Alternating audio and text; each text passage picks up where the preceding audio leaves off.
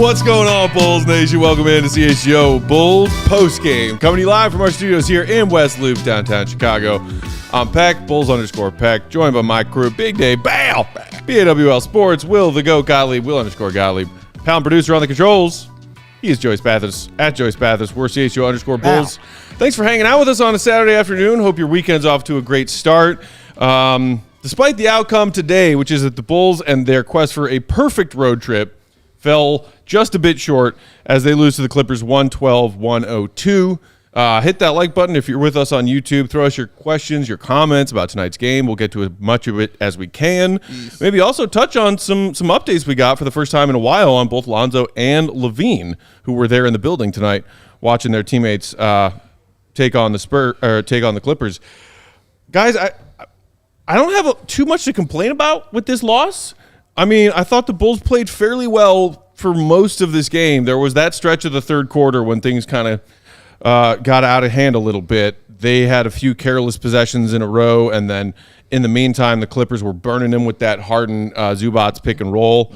And then the Clippers just, every time the Bulls tried to make a little bit of a run in the fourth to get back in it, to retake control of that game, the Clippers had an answer. Because this healthy Clippers team, it's a pretty damn good team. It's pretty good, and they weren't even fully healthy, because Russell Westbrook will be back for the playoffs. Right. They will be formidable, definitely. But they did what good teams do.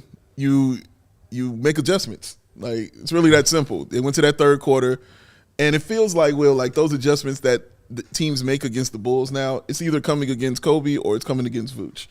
And this one, as you mentioned, came against Vooch because they ran that Harden pick and roll set where Vooch was dropping back and not guarding Zubac, but not guarding Harden either. And just alley-oop, alley-oop, alley-oop, alley-oop all day long. And it got real simple for them, and that got them in that rhythm. And they're too good of a team to get into a rhythm and not kill you. So once you get into a rhythm with those role players, that's going to give Paul George his time. That's going to give Kawhi his time. And guys like Norman Powell, who's a great three-point shooter but a role player. Once you get those guys kind of started, it's going to be a downhill. How they go is downhill, but for your team, it's going to be uphill trying to get back in. Yeah, it's difficult, right? I mean, that's one of the more prolific, pick and roll scoring situations you can have with Harden dominating the ball, and Zubats has gotten a lot better at finishing around the rim. He was 7 of 9 tonight for 16 points. Joe Colley just wrote something talking to Billy a couple of days ago about the Bulls' defensive scheme and where they're trying to position Vooch in those situations.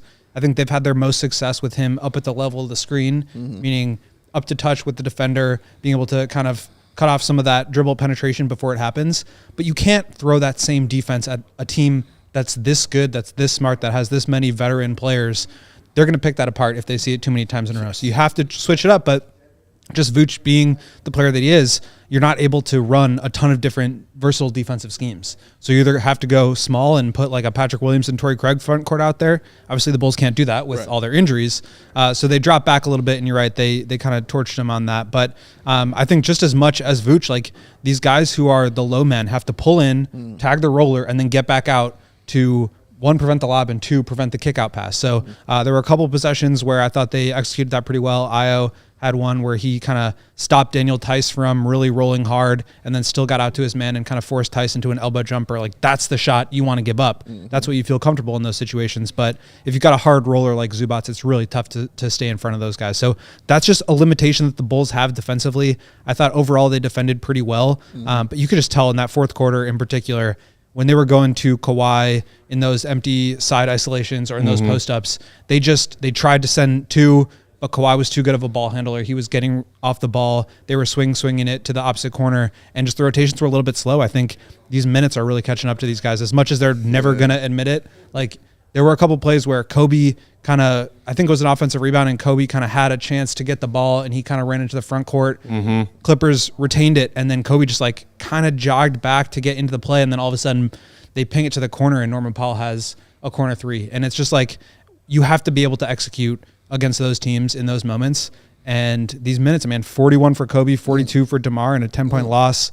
They're both trending towards 3,000 minutes played this year, which would be the first time since the 2010-2011 season if a Bulls player had 3,000 minutes. Luol Deng and Derrick Rose. I was going to say, Deng for sure. I think we all knew. Yeah. So I just feel like it's kind of catching up to them. But all things considered, man, that was a good game, and it was a great road trip for them to go 3-1.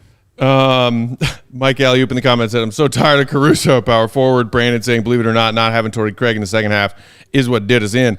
You were talking about some of the mismatch issues that this Clippers team presents, Will, and obviously getting Torrey Craig back from his absence is always great when you're like, oh, a competent defender who actually has some size and some length to add to Billy's options and can knock down a shot occasionally. Craig was 2 of 5 from three-point land tonight, but we saw him kind of fall awkwardly on that full court outlet pass that he got under the basket, couldn't convert, got stepped on, it looked like, limped off. And was that the last we saw of him? I mean, he checked back in after the timeout, but then I think him finishing that stint in his rotation, we did not see him again. He finished with 13 minutes tonight, and we learned on Thursday when he came back that he was going to be on a 12 to 16-minute range as far as a minutes limit. So hopefully we'll get a positive update at some point that Torrey Craig's injury that he sustained in today's game was not serious. It does limit you. But again, I think we did see him in the third quarter, so he did come back. We did see him briefly in the third. That's right. So, ideally the Bulls get more size at that power forward spot. They just had difficult matchups. This Clippers team just has a lot of tough matchups for not just the Bulls, but for any team. Yeah. You have Paul George, Kawhi Leonard, and James Harden out there. And Zubac is a competent pick-and-roll rim-rolling center. And then they have this, complementary bevy of guys who can knock down shots and play their role. If you look at what happened today, look, three-point shooting was basically even. The Bulls hit one more than the Clippers did. Free throw line, attempts and makes, pretty much exactly even. The Clippers just knocked down more shots overall than the Bulls did. The Clippers shot 50% from the field. The Bulls shot 43. Yeah. It looked like for a while we may have some epic battle of DeMar making a difficult mid-range classic DeMar shot, and then at the other end, either Paul George or Kawhi doing the same thing. We had some of that in the second half. The Clipper stars just knocked down more shots than the Bull stars did today. And what makes the Clippers extra scary, and you can say that sis, about a lot of good teams, but not to the extent you can say it about the Clippers. They are really intelligent at running their sets and running their plays. Like, their IQ is high. We see it. We know what James Harden can do in those sets. We know Paul George and Kawhi. All those guys can do that. The difference with them is, just like every great team, when your set isn't working and it breaks down, you can have a guy who can create one-on-one and then just get a bucket. They have 3. They have 3 of those guys. It's really not fair. That can just create one, right? Like, that can just break you down one-on-one when stuff isn't going well, and that's what's terrifying about the just crossover step back 3 that Harden drilled in Kobe's face in the fourth quarter. That was just like the quintessential Harden shot. Yeah. Like, Harden was 4 of 10, all threes. Yeah, it's like all threes. You watch Paul George and then Kawhi do their cooking in the mid range and get into the bucket, and then Harden does that, and you're like, oh right, they also have that option. It's really not fair. That's the power of a big 3. But I thought their defense was just really solid down the stretch too. They held the Bulls to 17 fourth quarter points, and it just felt like the Bulls have had a lot of success being able to pick on matchups with DeMar, where he's typically a lot bigger and a lot stronger than whoever's guarding Coby or Io. So he says, one of you guys come up, set me a screen, we'll switch it, and I'll get the matchup advantage that I want. But they were trying to do that against the Clippers, but they had Paul George or Kawhi on Coby, which I thought gave him some real problems, understandably. Yeah. And so you can't really switch one of those guys onto DeMar. Right. And I thought the Clippers just kind of deployed that switchability in a really effective way to where, the Bulls are trying to run these stagger screens to get Vooch's defender onto DeMar. Well, all right, then they put Paul George on Vooch, and then you're switching that. And I thought the Bulls did well to kind of adjust to that on the fly. They kind of the play that I'm thinking of, they ran that stagger screen. They got Paul George switched on to DeMar, and then DeMar kind of weaved his way back into the middle where he kind of collapsed into James Harden and Paul George and got Vooch a bucket. So it's like, it's not like they weren't trying or they weren't trying to problem solve, but that's just a team that provides so many matchup issues on the other end too. And that's the value of having, 4 or 5 power forward sized players who can all get you a bucket. I mean, this is similar to that is a good point. When the Bulls played the Celtics the other day. Billy was saying after the game, like, we're not built that way where we have guys that can just rise up and get you a shot. Yeah. They have to get it in different ways. And a lot of that, I mean, they have DeMar obviously. Right. And so they can do that, but they need to set him up in a lot of those situations. Usually they'll just try and run some sort of screen to get a DeMar matchup he likes. Exactly. And yeah, it's just really difficult to do that against Kawhi and Paul George and Norm Powell and Terrence Mann and James Harden, who's been effective guarding the post. So it's a difficult proposition. And I think that really kind of stifled the Bulls offense in the fourth quarter. Shout out to our friend Lakina, who's hanging out in the comments. Lakina's here? Saying, if the Clippers play like that in the playoffs, they're going to be scary. The more talented team won today. I agree. Meanwhile, a beefstick in the comments said, first time here from CHGO Bears. Hey, what's up? Big Harden fan, wanted to give you guys a watch. Appreciate that. Congratulations on all of the trades and all of the playoff appearances. Good luck finally getting that elusive ring, you big Harden fan, you. But thank you for joining us. Damn. It's my first time here. Let me crap on what you like so much. Thanks. Oh, man. Being a ride or die Harden guy is just a bold choice. It's a bold choice. Oh, man. I mean, he cooked our ass a couple times today, though. Kudos to him and his fans. Speaking of the difficulty of getting DeMar advantageous matchups tonight, will you also point out a couple of times, as we also just had a couple of possessions tonight, we were like, ooh, Kobe's having a tough night. Kobe's having a tough night. A couple of times getting cooked on the defensive end, a couple of times just failing to, corral a loose ball or knock down a shot or draw a foul. It was not his worst shooting night. We recently saw him come out of that slump. This was not that. 7 of 16, okay. 3 of 9 from 3, fine, great. He had 5 turnovers. And that, I think, is a part of when we added this extra layer of responsibility to Kobe's game this season with still no Lonzo, Zach LaVine out, and then Kobe taking those reins and really running with it and doing a good job. We saw some bumpy road stuff earlier on this season. Kobe having issues with turnovers, Kobe having issues with his feet being quicker than his mind, being the lead ball handler for large stretches of every game. I'm not worried that that's coming back in any way. Maybe it was just fatigue at the end of a long road trip, but when you're looking for your guys to win you a game that was close entering the fourth, Kobe didn't have it. Yeah, I'm going to give Kobe slack on this because he's honestly earned it. Yeah, I agree. I'm just saying he didn't have it. He didn't. No, he didn't. And the turnovers were bad. And not only were they bad, they were swing turnovers that he was making. So when he would make that turnover, they would go down and hit that 3, or they would go down, and get that bucket to put them back up by 6 when the Bulls were trying to make those runs. They were really big blow turnovers that were happening for him today, and did it all game.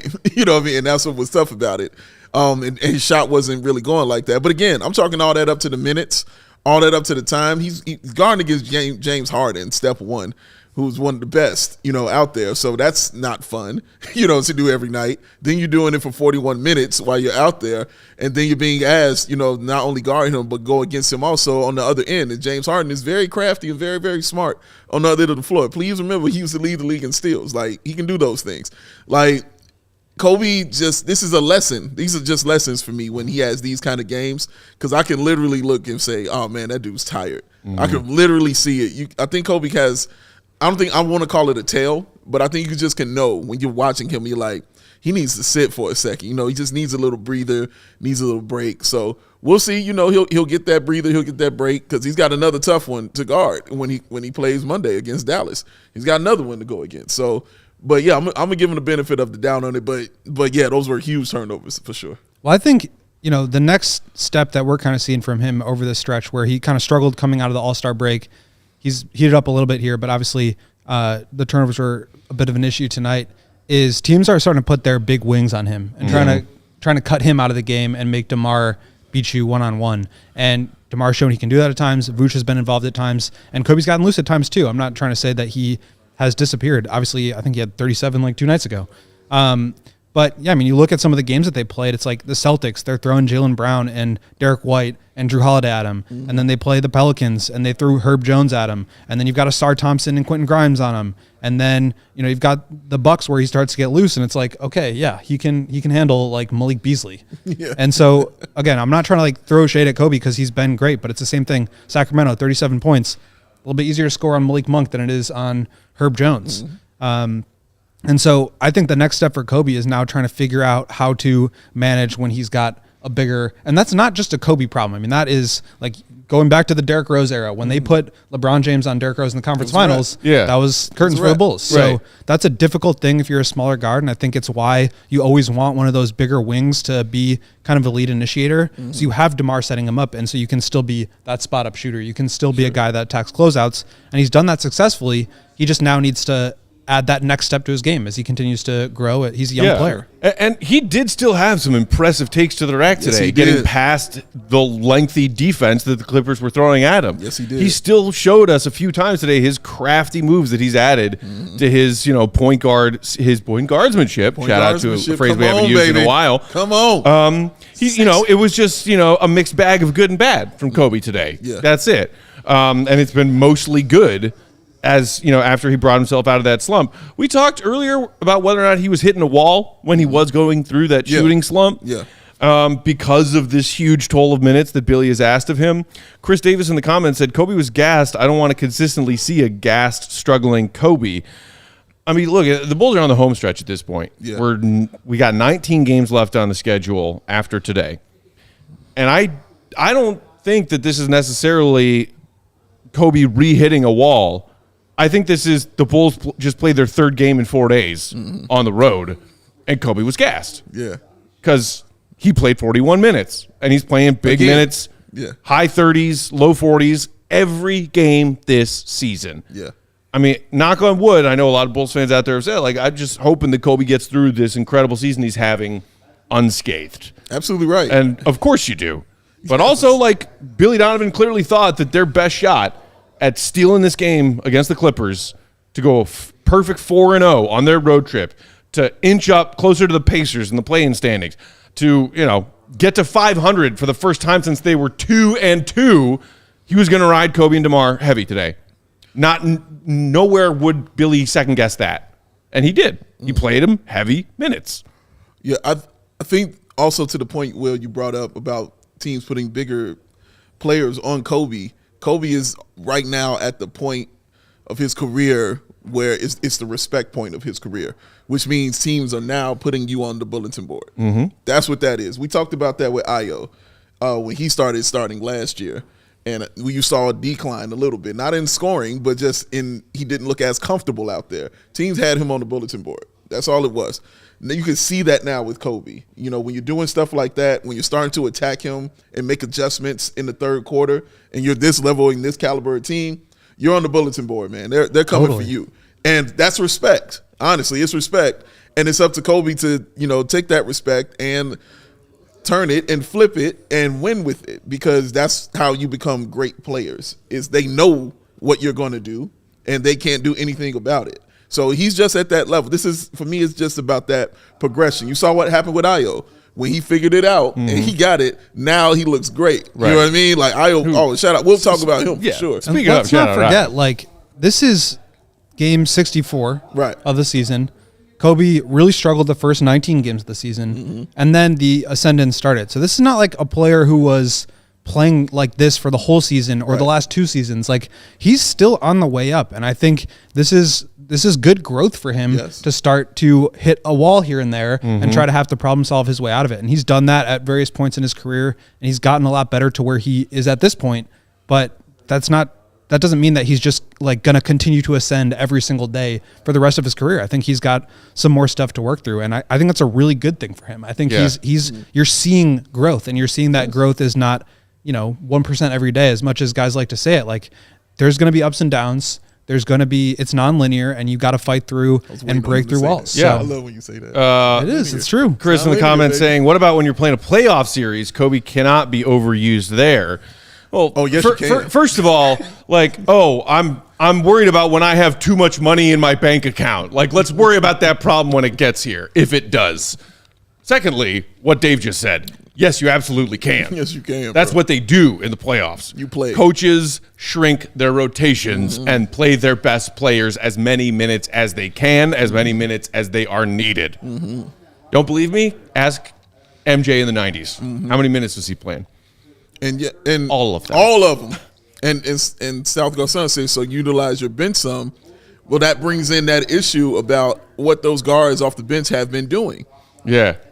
So a lot of this season, he hasn't been allowed to get that rest because we've seen Javon Carter. Speaking of which, Javon Carter, stat line tonight. You ready? 7 minutes. 0 points on 0 of 0 shooting. 0 rebounds, 0 rebounds, 1 assist, 0 steals, 0 blocks, 0 fouls, 0 turn. He had an assist. That's what we're talking about. It's tough, but we've talked about it before. It's really difficult. Correct. When he's not like being super aggressive shooting the ball, it's really difficult for him to be out there because you're playing against a team that everybody's 6'7", and he's 6 feet. Yeah. And it's a tough mismatch. And there's going to be nights where he plays a little bit more and nights where he plays a little bit less. But that's been the issue for him this year is the inconsistency with his role. I think that's gotten into his head a bit. So, I feel like at some point he's going to break out of it and have a couple of good moments. We kind of saw that in the last game, but forward to it. That's the limitation on him as a player. Unfortunately, it's just kind of how it is. Looking forward to it, man. But that's what it is with Coby. Like, now I think that's what Billy's looking at. As soon as he sees the first 3-4 minutes of him struggling, Coby, get off the bench, get back in the game. And you mentioned the playoff rotation. I mean, basically the Bulls have been playing their playoff rotation all season for the last 3 months because they're out of guys. Yeah, I guess it's since they lost Zach and then also lost Pat. Like this starting five. I mean, today in particular, DeMar 42, Vooch 35, Coby 41, Caruso 36, Ayo 36. Torrey Craig, despite briefly leaving this game with an injury and also being on a minutes restriction, led the Bulls bench in minutes played today at 13. Interesting. When is I'm really wondering. I get the Bulls fans are asking Billy to trust his bench more. Yeah. He clearly doesn't. He's playing the guys that came into the season on his bench. Yeah. I'm like, This is bench 4 or 5.0 at this point from what the front office and Billy probably envisioned this team's bench unit being when they began the season. Yeah, because keep in mind, 2 of the guys who were supposed to be coming off your bench are in your starting lineup. That's Ayo Dosunmu and that's Alex Caruso. So that hurts it as well. You know what I mean? So it's been a lot of changes on the fly, and I can't, get on Billy for that. You get on for other shit, but I can't get on for those kind of things, man. You have to play with what's in front of you and put your team in the best situation. That's like a roster construction problem, right? Like if you have 2 power forwards on the roster and one of them goes down, now you're in a bit of trouble. If you have one of your roster spots empty for the majority of the year and one player who starts the season, you know he's not going to play, and then you get 2 more that are for the season. You have a smaller roster, and now you're in a position where you're arguing about your 13th, 14th, 15th man getting in and like which of them is getting more minutes. Right. We're arguing for Dalen and Julian. We got to take our first break, but you guys ready for a hot take? Come on. From the comments? Come on. Jep Rocks, hear me out. Start Torrey Craig, let Coby come off the bench. He'd get fewer minutes, but they might be more efficient because of the smaller minutes. Okay, we've seen Torrey Craig start. Wow. They were at that time. I love the you, lineup Jep they Rocks, had. but wow. They were the worst starting 5 in the NBA, according to the numbers. So, can't do it, bro. I will not hear you out. Can't do it. I mean, I did. My answer is shout out. He's been with us for a long time, too. Love you, Jep Rocks. That one, you could go ahead and throw that idea right in the loony bin. We're going to take a quick break. Shout out our sponsors. While we're doing that, you know what to do. Hit that like button if you're watching on YouTube. Do it for our friend Troll Joe. Make sure you also subscribe to that CHGO Sports YouTube channel. 50.2 thousand and climbing. There's our guy, Troll Joe. Look at that cute, innocent little smile on his face. I love him so much. We'll come back. We'll talk a little bit more about today's game. Maybe touch on the Lonzo and LaVine updates. Big Dave, who's up first today? Joey, what time is it? Get up. You shouldn't have to worry when you're buying tickets to your next big event. Game Time is a fast and easy way to buy tickets for all the sports, music, comedy, and theater events nearest you with killer last-minute deals, all-in prices, views from your seat, and their best price guarantee. Game Time takes that guesswork out of buying those tickets. Game Time has deals on tickets right up to the start of the event and even an hour after it starts. It is not the place. No. It is the place to find last-minute seats. Find exclusive flash deals, sponsored deals on tickets for football, hockey, basketball, baseball, concerts, comedy, theater, and much more. And with zone deals, you pick the section of Game Time does the selecting for an average savings of, Matt Pick, 18%. What? And the Game Time guarantee means you'll always get the best price. So go ahead, take that guesswork out of buying tickets over the Game Time. Download the Game Time app, create an account, use that code CHGO. Get yourself $20 off your first purchase. Terms apply. That's CHGO. Get yourself $20 off your first purchase. Terms apply. Come on, baby. Download Game Time today. Last minute tickets. Gotta lay down this track, Dave. Oh, we got remixes and everything coming. Last minute tickets, lowest price guaranteed. Because we're going to go, Gottlieb, sir, please tell me what time it is. Game Time Hoot. Postgame also brought to you by our friends at Coors Light. You got to get yourself one of these Coors Light cups, man. They are incredible. Awesome. Pretty They awesome. keep your beer as cold as the Rockies, which you know your Coors Light is when you crack it open from your can or your bottle and pour it in to one of these super cool Coors Light cups. Whether it's your team stressing you out, Bulls fans can relate, or life in general, things can feel chaotic. That's why Coors Light helps you find those moments to chill all year long. Oh, yeah. When the mountains turn blue, it's as cold as the Rockies. Coors Light is cold lagered, cold filtered, and cold packaged for a smoother finish. You know, I just did a little re-up in the office beer fridge over there. Nice. Before the game started today. Well done. Opened it, said, hey, the refrigerated inventory looking a little low. Went over to our trusty little dry storage closet over there. Yes. It's just like, it's like rainbows flying out of that thing when you open it up and you see all the Coors Lights, all the other delicious Molson Coors beers that, you know. I haven't been in there yet. I'm mad at myself. I haven't done that. It's one of the most beautiful closets on the planet. I can't wait to see it. Yeah. Like, I know. That's one of my favorite things. You open and you hear, oh. Yeah. And I was like, you know what? My boy Big Dave would appreciate it if I restocked this fridge right now. You're absolutely right. Someone has to do the dirty work, the busy work, the leg work around here. That's right. When it comes to making sure that we always have a refreshing chill time Coors Light when we need one. And Matt Peck is going to be that guy. I can be that guy. I don't do hero, a lot baby. for society. Yes. But what I will always do is make sure that wherever we are, whoever I'm with, the beer fridge is stocked. Man, I think that's enough for society right there. Is it enough? Because I'm For you. kind of hoping For you. that can just like coast me through the rest of life. Restocking I don't beer have a fridges. lot of redeeming qualities Yes. or useful skills, but I will always keep the beer fridge stocked with nice ice cold Coors Light. Don't keep my house clean. I don't tie my shoes. I don't bathe regularly. Shout out Farley. When it's time to chill, open a Coors Light. It's mountain cold refreshment, crisp and refreshing as the Rockies. When it's time to chill, here's what to do. Coors Light's the best. Coors Light's the beer I reach for, so get Coors Light delivered straight to your door, My door? with Instacart. Just go to CoorsLight.com/CHGO basketball. That's CoorsLight.com/CHGO basketball. Celebrate responsibly. Coors Brewing Company, Golden, Colorado. I know you wanted to touch a little bit, as you brought it up in the first segment, Dave, about the solid game that Io had tonight. Yeah. And not just a solid game, but like a really strong road trip, I thought, from Io Dosunmu. Even better point. He has been, you talked about how he had to adapt to teams actually putting him on their bulletin board, their scouting reports, and that there were some growing pains involved in that. He had a bit of a sophomore slump season last season. This season, and especially I feel like in this stretch of the last couple of months, he looks like a player who is growing into his own, doing everything purposefully and confidently on either end of the floor. We know what he can do, fighting through and fighting over screens and D'ing up guys one-on-one. He always had that potential coming into his rookie year as this guy could be a solid defender in the NBA. Yes. The ways in which he's taken confident steps to grow his offensive game, the way we see him sometimes facilitate. We've seen him rally up some big assist numbers in their recent stretch of games.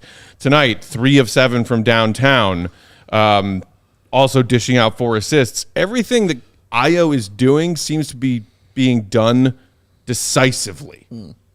Yeah, and I think you just see the game slowing down for him a little bit. You see him adjusting to the different speeds of the game, and you see Billy trusting him to put the ball in his hands a little bit more. I think that's been kind of something that has been a little under noticed or underappreciated, under talked about the last few weeks here, is that he does have the ball in his hands a little bit. He's creating some offense, whether it's just like getting the team into their initial action or coming off of these like second side actions, coming over screens and facilitating from the middle. So I think there's a trust level with Billy there where they're trying to see what he can do a little bit more. And, you know, I asked Billy about it a few weeks ago, and he was like, you know, I'm not like just putting the ball in Ayo's hands to like let him run free necessarily, but I think you're seeing in moments him kind of have a little bit more of that. And there have been lineups over the past few weeks where DeMar and Coby were out, but Ayo was in there and he was kind of the guy. So I think it's a pretty exciting stretch for Ayo, and he's not shooting like 60% on threes anymore, but he's still around 45 since the turn of the calendar. Awesome. He's been just super solid. The defense continues to be better and better. I think he needs to work a little bit on some certain areas, but just overall, he's been just, the growth there has been fantastic. He's been someone, and I said this last show, he's been somebody that you can, not in pencil, but in pen, put him down for double-digit points every game. And what he's doing now, and you see more of it, is starting off the game hot, getting the Bulls off to that start, getting the first 2, 5, 7 points, hitting a layup, and then, you know, shooting a three from the baseline, and then getting another bucket. You see a little mid-range jumper. You see him doing that. The shot he hit at the end of the half today, the one he just brought it down himself, got to his spot, pulled in and cash. Those are great things and winning player things that Ayo Dosunmu kind of brings to this team. And always when it's stagnant, he can find that, he can destroy that lull that you're having. He's really great at that, man. I love the fact, too, he's becoming much more vocal. You saw him talking with Billy Donovan on the sideline today, and it looked, and I need, what's a better word for heated? Because it wasn't heated. It was just, they were just talking. You know what I mean? Animated. Just animated, thank you. It was animated discussion, clearly just talking about the game. You know, they weren't mad at each other or nothing like that. It wasn't Jimmy Butler saying to Eric Spoelstra, I'll kick your ass. Right, exactly. It was nothing like that. But it was just good to see Ayo do that, because I'm used to seeing him take that instruction. Yeah. But I saw him out there also pointing out things that are going on the floor. You see him talking to the veterans. He would do that before his rookie year, but now it just feels different now, man. Like, he knows he belongs. He knows his role. Like, confidence changes you. That's what it does. That's why he can go down and take those threes at the end of the quarter. That's why he's not afraid to go in and try to dunk on you. You know what I'm saying? Now, no more layups for Ayo when he gets to the bucket, man, unless it's that off the wrong foot joint that looks so pretty when he does it. But I'm just really proud of him, man, and his game, because, you know, to start the season, he felt like the odd man out. The last one to sign that contract, he felt like the odd dude out. Like, where's he going to get this time? How is he going to get in the game? And now it's like, how can you do anything without him? And now you're like, oh, we need 35-plus minutes from Ayo every night. To your point, Big Dave, I mean, he struggled at the beginning of the season a lot. And I'm pulled up his numbers here, the splits. In October, he averaged 11 minutes a game. 11 minutes a game in October, only 18 in November, you know, 4.3 points, 6.5 points. And post All-Star break, he's at 40 minutes a game, 15 points per game. Like, so... Post All-Star is still a small sample size. Yeah, but but even 7 games, 8 games, something like that. Yeah. You know, but even 14 games in, you know, in February and March, 37 minutes per game. So just from struggling last season, beginning of this season, to really becoming, alongside Coby, one of the biggest bright spots of this season. It's cool to see. Yeah. Our guy Fish in the comments saying he has great length, knows how to play both ends, a great role player. Yeah. He also, I think one of the biggest, like, just key indicators you can look at is his pull-up three-point shooting. Yeah. The fact that he's doing that at all. He took 14 pull-up threes in his first 2 years combined. Wow. This year, he's already at 27, and that's before the 2 that he made today. Right. Wow. So with still time left in the doubled season. It. So General Patents. And the fact that as a Bulls fan you're watching, and recently because he's shooting them so confidently, he had that hot streak earlier this season. When Ayo does take a pull-up three, you're not like, ugh. You're like, yeah, do it. Right. More. Again, do it one more time. Like the confidence that he has is spilling over into us now. You know what I mean? We have nothing but that like confidence when he gets that ball, like that sideline 3-point shot. I just like that's going in all the time now. Drew is saying confident Io. Garcon saying Io's just solid, man. I wasn't high on him coming into the season, but he's hooping. Shouldn't be having to guard PG-13. Thanks, Acme. But kudos to him. Again, it's sort of a pick your poison with that Clippers lineup, man. Yeah, man. Especially without Patrick Williams out there. Like, what you gonna do? Like, what? I need the length. I need the Are athleticism. you going to do? I got to go with Io. He can give you both. Io, he's long, like so. He had no choice but to put Io. He is on this guy.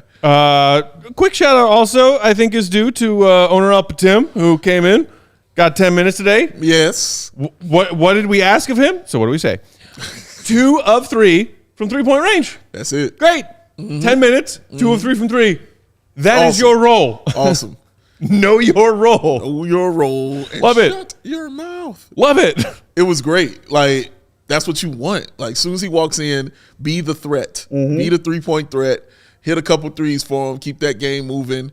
And don't just make any other silly kind of mistakes. Yeah. The turnover he had really wasn't on him. Like, the one where it was cross court. Yeah. That was more so on Coby than anything. But you don't just like, because he's not known as a defensive stopper, but you're like, just stay in front of your guy. You know what I'm saying? Don't let your guy cook you for a quick 10 points and then I got to sit you down. Like, don't let that happen. But dude, no, he's been a professional. He's been a professional basketball player since he's gotten on the floor. I know my role. Find me an open shot. I will shoot it. I hit you with this pump fake, step to the side, and take that joint too. And in the rare occasion they on me, I will cut. Yeah. You know what I mean? Like, it's the simplest of things. And he's doing it well. I like that. I also like the fact that, I mean, our guy Tim Sinclair, shout out if you're tuning in, buddy. I haven't seen you in the comments. Must be losing his goddamn mind because Stacy and Adam, shout out to other friends of ours in the Bulls broadcasting community, continue to call him Bateem. Continue to call him Bateem. Today's game, Bateem. Tim Sinclair, and then flexed on it when somebody had like a Bulls PR tweet about, okay, our Bulls like team roster booklet thing got it wrong because we told y'all it was Bateem. That's our bad. Good job, Bulls PR. It is Bateem, which is what Tim Sinclair has been saying for like a week and a half now. Every time that Bateem has gotten some minutes, and somehow. For someone whose catchphrase or one of his catchphrases is "Did you not get the memo?" Stacy and Adam continue to call him Bateem. Now it makes me wonder: has what's going on? On Route has a conversation with Stacy, and he's just like, "I don't care." It could be that on that kind of level. I don't care. Like, guys, it's all right. Yeah, I know players like that. There are definitely players like that who be like, all right, it's fine. You got close. A lot of those foreign born players in baseball for sure have gotten their names butchered and destroyed. Yeah. And they're like, it's cool, bro. My check is clearing. It's fine. You know what I mean? It's all right. So I don't know if that conversation has been had or not, but yeah, they're rolling with it. And they feel comfortable with it. Like, so they do it. Again, I wished that the correct pronunciation was Bateem. Yes. Because it's so much fun to say. We all do. And then you can get the Bateem the Dream nickname. Oh, but it's right there. I also like Bateem is him. Also solid. Thank you. Also solid. Also very solid. Yes. Either way it goes. I feel like we need to pick one. Keep hitting your shots. Yeah. That's all I care about. I don't care what your name is. Yeah. Knock down your threes. Keep hitting your shots and doing it like that. And yeah, it'll come up. And the more we talk about your name, the more we'll get it right if you keep balling out. I think that's the rules. Let's take our second break right there. We'll come back and dive into some of the updates we heard today on two very important Bulls names, Zach LaVine, Lonzo Ball. I saw somebody in the comments was talking about that chain Lonzo Ball was wearing. I think it was our buddy Anthony? Yeah, Anthony Older. Anyone notice Lonzo putting that gold credit card on his chain? I didn't. I saw, and I was like, is that a gold credit card? Because that's what it looked like. If he just made a necklace out of a gold credit card, what a flex. I am rich. Hey, man. I maybe have not taken an NBA court in 2.5 seasons. Hey, man, but my check I'm is still clear. getting paid $20 million a year. Come on, that baby. contract was guaranteed. guaranteed. Check is clearing. And it was clearing before he got to the Bulls, too. It's true. He's getting checks. If you didn't hit that like button in the first ad break, do it right now. We appreciate it. It helps us out a lot. Helps to spread the channel, the word of the channel. Make sure you also subscribe. Oh, it's my favorite person who gives us food. Charlie the Bacon Guy. Charlie the Bacon Guy. He was in the comments earlier. He was. Shout out to Charlie, who did say, I noticed in the comments, he said, I don't know if it's because of me tuning around and watching y'all's content more, but the Bulls have been winning more since I started tuning in. Bacon makes everything better, Charlie. Bacon makes everything better. And winning always makes everything better. This is all facts. Charlie the Bacon Guy is based out of Woodbridge, Illinois. He makes scrap bacon and bacon jams in over 35 different flavors. The bacon is naturally cured, preservative-free. Aren't any ingredients in that Charlie bacon that Charlie can't pronounce himself. Ingredient, bacon. Unlike a lot of that store-bought bacon where you got a lot of weird stuff in there, you're not quite sure what you're getting. Vacuum sealed and freezes perfectly. Charlie's bacon lasts in the package up to 60 days in the fridge and lasts for a whole week after you break that seal. 9 months if you keep it in the freezer. And you know I always keep some emergency freezer bacon stored. Bacon jam lasts 90 days in the fridge and up to a year if you keep that bacon jam jar in the freezer. If you're keeping bacon in the freezer that long, you're doing it wrong. If you're keeping bacon longer than a day, you're doing it wrong. You get bacon, you eat bacon, you go get more bacon. This is how bacon works. It's hard to argue with that. The bacon jam that Charlie makes goes perfectly on so many different things. You can scramble it into your eggs in the morning. You could spread it on your toast. Ooh, yes, please. You can make little mini sandwiches out of it with like Ritz crackers. I love doing that. Put some on your burger. Put some in a grilled cheese sandwich for your lunch. Ooh, put some on your charcuterie board the next time you have company over and you're like, hey, look at my cool charcuterie board. Don't we all love saying charcuterie board? I think Matt does, yeah. Bacon jam. Bam. In your face. Check out all of his wonderful flavors, some of which include maple pepper, chorizo, French toast, honey, chipotle, Cajun, jardiniere. That's right. Jardiniere bacon.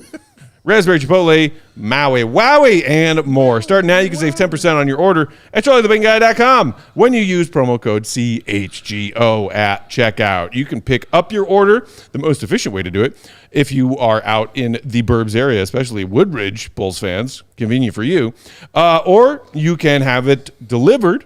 You can meet Charlie halfway from where he is, where you are, whatever you want to do. Lots of delivery options, lots of ways for you to get the bacon. Either way, Charlie makes the bacon so you can bring it home. Oh, contact him for more info, www.charliethebaconguy.com. You can find him on Instagram at charliethebaconguy, Twitter at czthebaconguy, or email him charliethebaconguy at gmail.com. You know, even though the Bulls took this loss tonight, that doesn't mean you have to take a loss on how to look dope.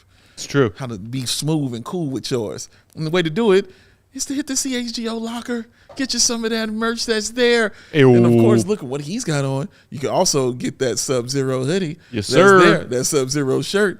And most importantly, since you're there, why don't you go ahead and become a diehard? You know why? Because you like sports and you like saving money. It's true. This is created for you. Yes. I like it so. Of course, you get the podcast and the live shows every day. That's a given. Of course, you get the post-game show. That's a given. But what ain't that you come? You get that premium written content. You know, like when the GOAT has those conversations with Billy Donovan, you get that premium written content, man. Flex for me. Come on now. 20% off these events that we have, y'all. The tailgates that we have. The takeovers that we have. You get 20% off of all of our events. And that is awesome because also the Bears tailgates, always awesome. Good awesome. time. Good time. Good time. Seriously, man. Plus, we got the Bears, CHGO Bears draft party coming up. On the way. And a Blackhawks. Blackhawks takeover. Already sold Thank out. you. On Lost my words there for a second. Sold out. And The way. If you're a diehard, you got 20% off of that, y'all. Save you some money and go have you some fun. Like, seriously. And the dope merch, as I mentioned, for all teams. But there is also specific merch for diehard members only that nobody else can have unless you're a diehard, okay? That's cool stuff right there. And, of course, when you sign up, you get yourself a free T-shirt. So just go down the list. What's your team? You know, or city. You like Chicago? I just like the Chicago gear, the Chicago collection that's out. Get you one of them free shirts then too, man. Either way you want to do it, it's a wonderful decision. I just got an update to my my green CHGO flag shirt on the way. On the way. I wonder what day he'll wear it on. Damn it, I'm on it, man. And members only. That was actually okay. I even said "mon" at the end. I throw the Jamaican in. It's still Jamirish. Yeah, Jamirish.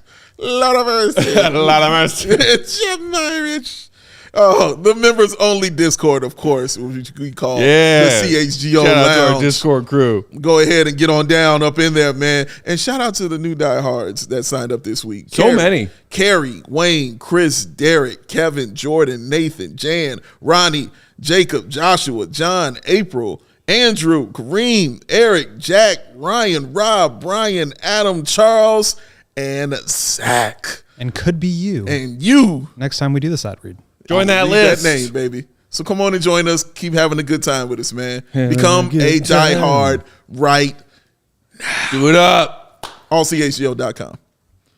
Thanks, Dave. You're welcome. So many useful tidbits of information in there. That's what I try to do sometimes. Before we dive back into Bull stuff, while we're plugging things, I Plug. want to give a shout out to our friend Jack Silverstein right quick. Do I? So, Bulls fans, you probably know our friend Jack. He's at ReadJack on the Twitter machine, and he is a Chicago sports diehard fan and historian and author of many things. He has a Substack that you can subscribe to if you want.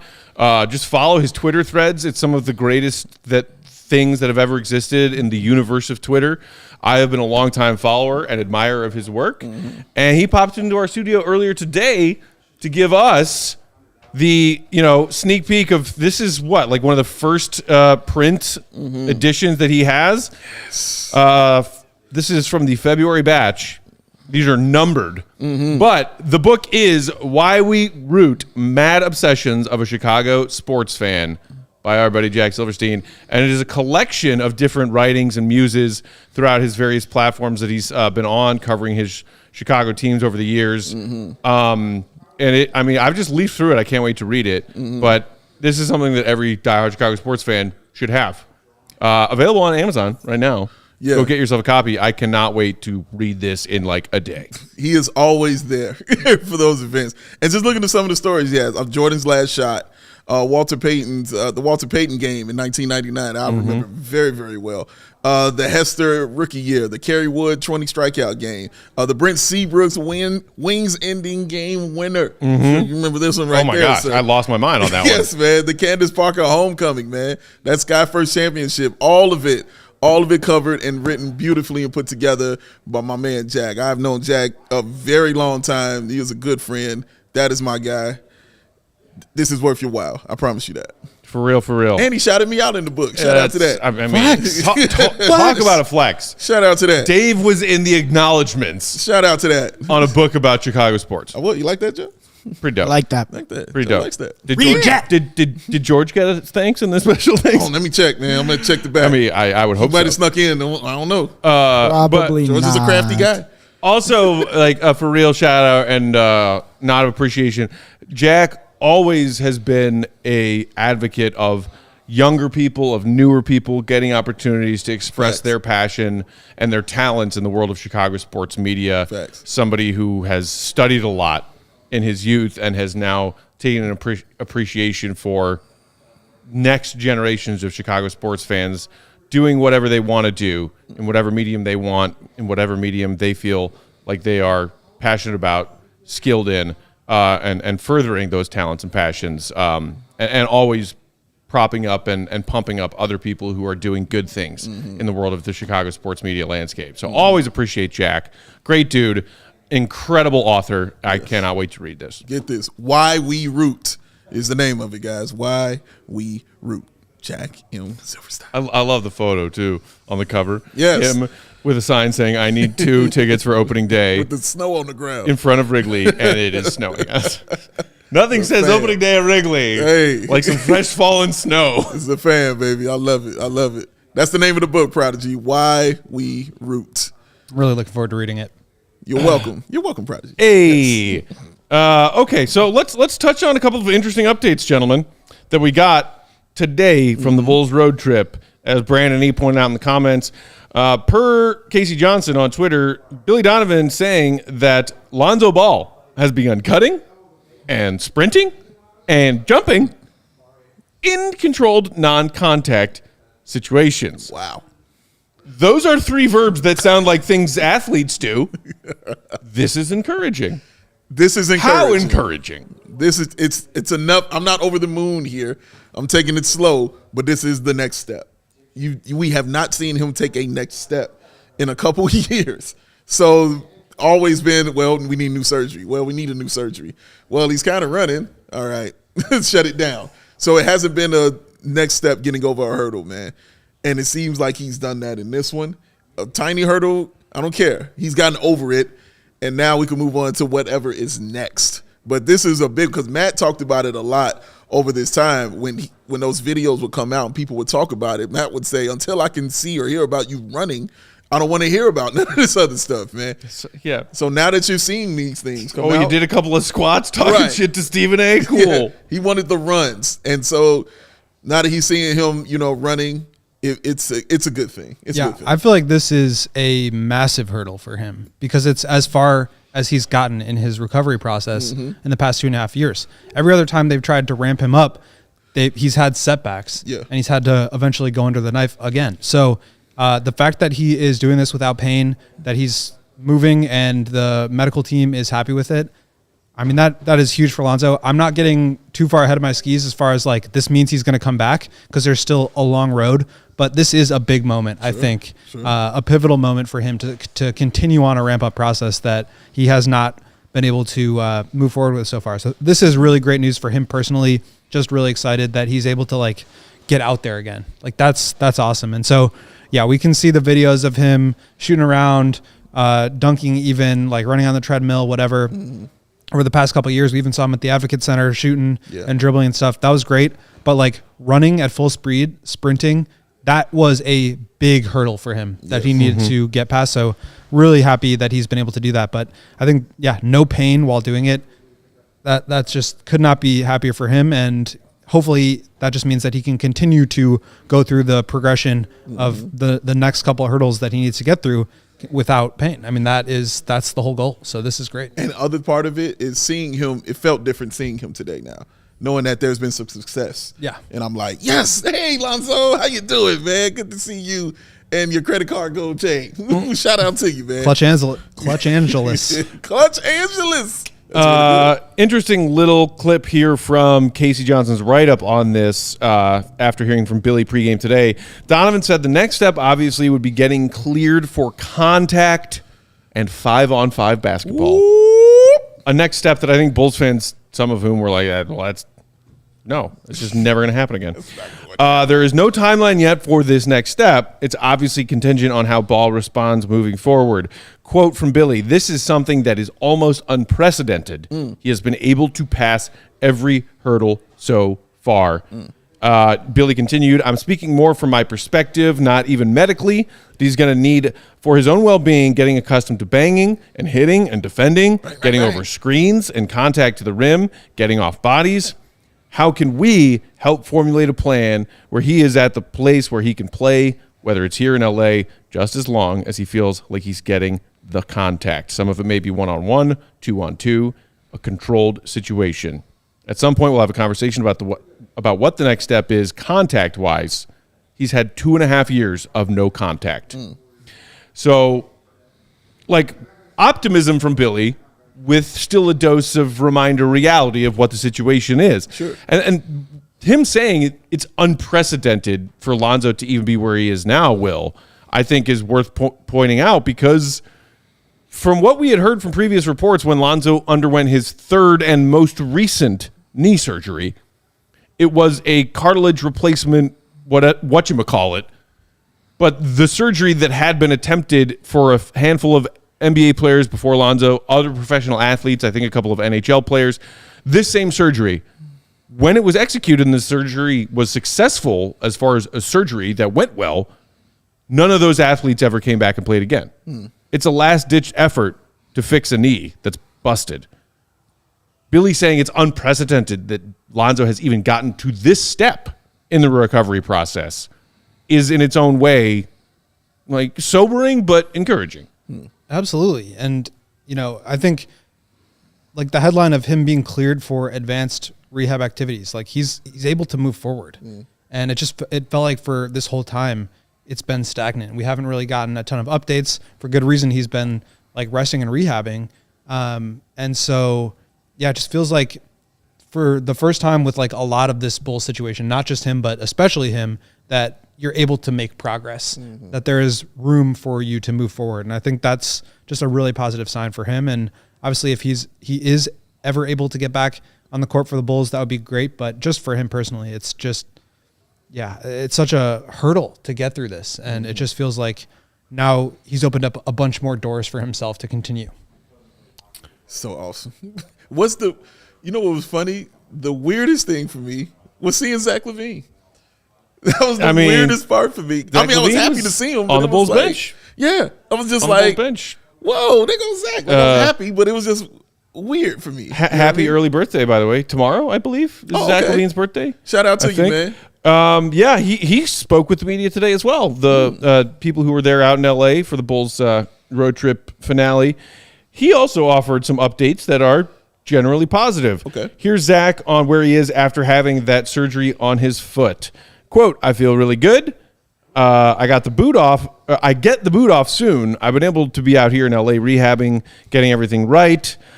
I just have to wait, obviously, for the tendon to heal, and then it's a straightaway rehab. My leg feels strong. Body feels good. And then he offered a bit more intel that at least I was not aware of as we heard about him going under the knife and his season-ending surgery, as far as what exactly was going on with his foot. He said, quote, you never want to have surgery, but I got to a conclusion, especially with what the doctor was telling me, that the pain level and this thing isn't going to heal on its own. He said, it's a bone that was floating around. Whoa. It's known as a non-union Jones fracture, which I was dealing with for a while. And once the doctor told me, you need to get this done sooner than later, it was good to know. So Zach was playing for basically the first few months of the season with a loose bone floating around his foot, which doesn't sound great. I think actually KC had mentioned a while back, I can't remember if it was in a story or on a podcast, but he had said that this is an issue that Zach has been dealing with for like since his childhood.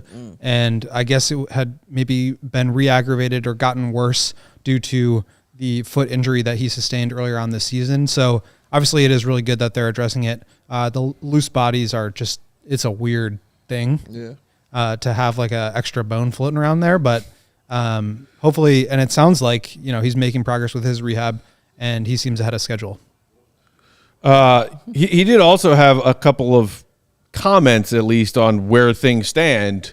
Because remember how you kind of said you were ready to be traded and the Bulls tried to trade you and then they didn't trade you, and that giant pile of garbage is still sitting out in the front lawn of where the Bulls are as an organization and where Zach LaVine's NBA playoff future is.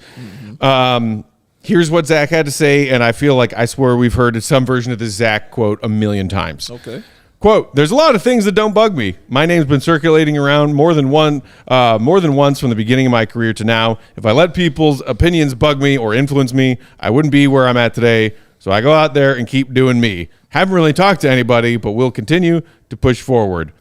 Asked about if he feels like he could fit back in coming off of this, season-ending surgery if he's around next year. He said, it's not hard to fit back in, especially with the way I play the game. Want to go out there and help. You never want to be hurt, but it's not hard to see yourself back out there. So I've always dealt with trade speculation. I ignore it. I don't care about it. I'm good. If I'm still here, I'm good. Okay. Cool. I mean, that's what he's saying. I mean, those are all the right things to say. So yeah, I don't mind. Honestly, I don't mind anything that he said right there. That's literally all the right things that you're supposed to say. You can't come off like a jerk right now, especially when you're a guy trying to be on another team. Not after the half a season that he had. Correct. So you're in no position to be that. So yeah, no, I really think he said all the right thing. I like the fact how open he was about his injury. Letting people know where he stands with that, right? How he was dealing with that. The severities should dispel any Bulls fans who were still doing tinfoil hat shit about why he had that surgery. Loose bone in his foot is wild, dog. And He just pretended because he didn't want to get traded to the Pistons. He's not tough. He's soft. He got loose bone in his foot, and he tough there hooping. That's wild, dog. That's a tough ass dude. I agree with you guys that he said all the right things, and it was great to hear the progress. I don't think this really changes anything from the Bulls front office perspective because they clearly really love the rest of their group. They're playing well right now, 3-1 on the road trip. They're feeling good as they make the climb to 500, as they make the play-in push. It's going to be really hard to do all that if you still have Zach LaVine's contract on your books. So I imagine they will continue to shop him around and try to move him. The rehab and surgery and the way he played last year, this season, is definitely going to be a holdup there. We'll see if anybody bites, but that is, I would be very surprised if that is still not something that the Bulls are trying to figure out in terms of figuring out just for the flexibility of their own roster to be able to move on from him. Right. And understanding that they've played well without him. Yeah. That's a big one. Stacey tried to counter-argue that logic on the broadcast today, I noticed, when they brought up that Zach was there with his team sitting on the bench and saying, some Bulls fans say this team is better and playing better without Zach LaVine. No, the Bulls are better with Zach LaVine. And I'm just pointing that out because I noticed it. I think Bulls fans are kind of split on whether or not. I saw somebody in the comments earlier saying, like, hey, man, like, if this is one of those games where, hey, if the Bulls have Zach LaVine, maybe they beat this Clippers team that has 3 stars on it, and we only have 2 with Coby and DeMar. I still think Bulls fans are on either side of that fence right now as far as, like, if Zach comes back healthy next year and they insist on doing this again, is this core of players that we're watching without Zach right now a better basketball team and a better functioning basketball team than one with Zach LaVine in it? I actually don't think that's the question. I think the question is this team better with Zach LaVine, or are they better with whatever they can get for Zach LaVine? Because it's not going to just be a salary dump. And maybe it is, but then that opens up cap space to be able to, bring in somebody on the full mid-level exception, which is something that they have not been able to do over the past couple of years. So, and I also don't think it's necessarily a question of pure talent. Obviously, Zach LaVine is a prolific scorer. He's one of the best in the game, and I'm not taking that away from him. But I think the Bulls have unlocked some things where they aren't necessarily letting the ball stick as much, and that's something that Zach has struggled with. And I think it's a little bit of a clunky fit between him and DeMar and Vooch, who also the ball kind of sticks with. So I think it's a challenge in terms of fit, and maybe Lonzo potentially coming back helps resolve some of that because he's the ultimate ball mover. Yeah. But I don't think it's necessarily just like, we're better with Zach. I think they're better in some ways. I think they're worse in some ways. But I think also you have to factor into the equation the space flexibility, the resolution of it where you can just move on. And then also, who else can you bring in a trade via draft picks or via cap space that can help kind of build out the rest of your roster. Bottom line, this offseason is going to be something to watch. Speaking of the offseason, Brandon E. in the comments said, I think Acme already has a deal lined up. That would be different from what we have come to learn over the past few years. I think if they had a deal lined up, he would have already been moved. Trigger would have been pulled, bro. Yeah. 0 trades made other than trading up to get Julian Phillips in 3 years. 3 years. That's it for today. Thank you, everybody, for tuning in. Hope you enjoyed your Saturday, despite the Bulls falling short of their perfect road trip. 3-1, baby. Still 3-1. 3-1. But, of course, and I think our buddy Rob said it early on in the comments, a few others did too, and a shout-out to Anthony also, of course the Bulls did not win today because that would have meant that they were 500. It is the elusive climb. The elusive climb. Sometimes 4, sometimes 2, always 3. The never-ending climb. Today they're back to 2. 2 games under 500. So close. At least till next month. Keep it locked right here if you want more sports coverage to round out your Saturday, because Blackhawks playing the Capitals right now, midway through the first period. Our CHGO Hawks crew are here in studio. They were here for pregame. They'll be here for postgame. Shout out to them also for doing their pre a little bit early so we could, right on the heels of that, come to y'all with postgame immediately after Bulls Clippers ended. Love and appreciation to our Hawks crew. Stop by that CHGO merch locker. Sign up to become a diehard. Grab yourself a Sub-Zero tee or a Sub-Zero hoodie.